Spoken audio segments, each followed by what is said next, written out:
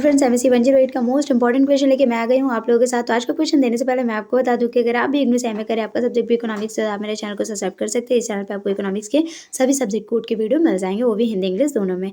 और इस चैनल पर मैं एनडीए यूजीसी नेट की भी तैयारी कराती हूँ, तो इसके लिए भी आप मेरे चैनल को सब्सक्राइब कर सकते हैं अगर आपको भी हिंदुस्तान का असिस्टेंट प्रोफेसर बनना है तो।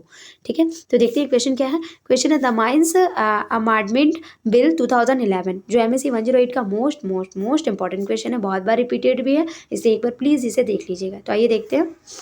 Mines Amendment Bill 2011 was introduced in the Rajya Sabha on March 23rd, 2011 by the Minister of Labour and Employment, Mr. Malik Gurujan Kharge. The bill was referred to the Standing Committee on Labour Chairperson Sri Himnanda Biswal, which is scheduled to submit its reports 3 months. The bill amendments the Mines Act 1952, which regulates the operation of mines and provides a mechanism for the supervision and safety of the labor working in the mines. The bill aims to secure a safe environment to miners in light of the new technology used in mines. The bill extends the application of the Principal Act to the territorial waters and continental shelf, the exclusive economic zones and maritime zones of India। तो इसमें क्या बोल रहा है, इसमें बोल रहा है कि खान संशोधन बिल 2011 को श्रम और रोजगार मंत्री की मल्लिकार्जुन खड़गे ने 23 मार्च 2011 को राज्यसभा में पेश किया था। नाम क्या था? मल्लिकार्जुन खड़गे। विधेयक को श्रम संबंधी स्थायी समिति अध्यक्ष श्री हेमानंदन बिस्वाल के पास भेजा गया था, जो 3 महीने में अपनी रिपोर्ट प्रस्तुत करने वाली है। बिल खान अधिनियम 1952 में संशोधन करता है, जो खानों के संचालन को नियंत्रित करता है और खानों को काम करने वाले श्रमिकों की देखरेख और सुरक्षा के एक तंत्र को प्रदान करता है। विधेयक का उद्देश्य खानों में उपयोग की जाने वाली नई तकनीकों के आलोक की खनिकों के लिए एक सुरक्षित वातावरण सुरक्षित करना है। यह बिल भारत में प्रादेशिक जल और महाद्वीपीय शेल्फ विशेष आर्थिक क्षेत्रों में समुद्री क्षेत्रों के लिए मुख्य अधिनियम के आवेदन का विस्तार करता है।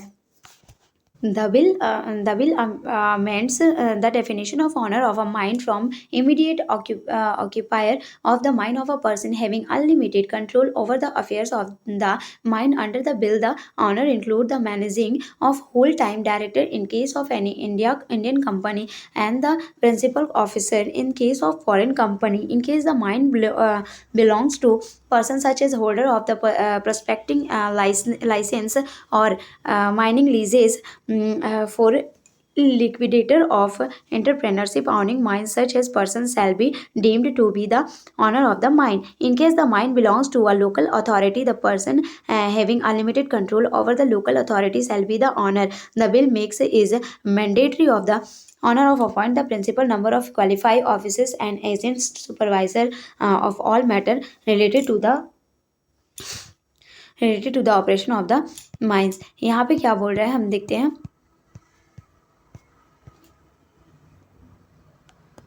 मालिक की परिभाषा को खादान के तत्काल कब्जेदार के खादान के मामलों पर अंतिम नियंत्रण रखने वाले व्यक्ति के रूप में संशोधित करता है। बिल के तहत मालिक में एक भारतीय कंपनी के मामले में प्रबंधन या पूर्णकालिक निर्देशक और एक विदेशी कंपनी के मामले में प्रमुख अधिकारी शामिल है। यदि खादान व्यक्तियों से संबंधित है, जैसे कि पूर्व वेक्षण लाइसेंस या खनन पट्टों के धारक या खादानों के स्वामित्व वाले उद्यमों के परिणाम समाप्त, ऐसे व्यक्ति को खादान का मालिक माना जाएगा। यदि खादान किसी स्थानीय प्राधिकरण की है, तो स्थानीय प्राधिकरण पर अंतिम नियंत्रण रखने वाला व्यक्ति मालिक होगा। बिल मालिक के लिए खानों के संचालन से संबंधित मामलों की निगरानी के लिए निर्धारित संख्या में योग्य अधिकारियों और एजेंटों को नियुक्त करना अनिवार्य बनाता है।